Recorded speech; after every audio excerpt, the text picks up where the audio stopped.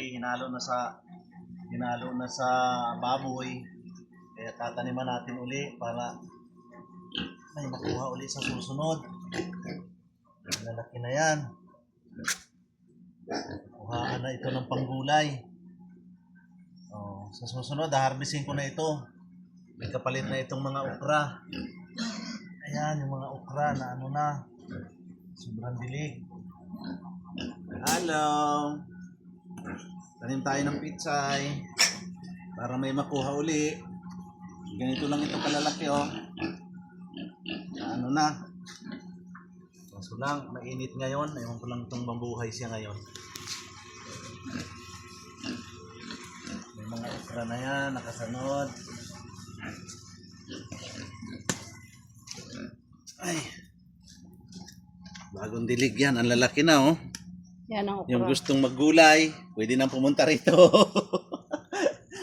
Kumuha na. Yung gustong maggulay dyan, pwede nang kumuha. Yung gusto nyo mapangalo sa isda, pwede na kayong pumunta rito. Pwede na kayong maggulay-gulay. May extra pig sa likod, oh.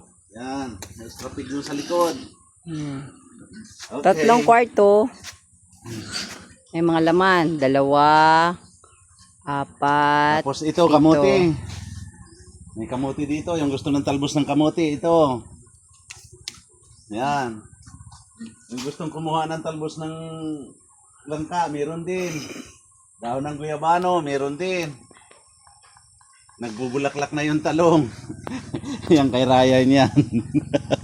Yung talong na yan. Ito, yung sili naman na nabunot dyan, hanggang ngayon, ano pa rin, lumalaban pa rin sa buhay. Hindi nalalanta. Okay, bye-bye.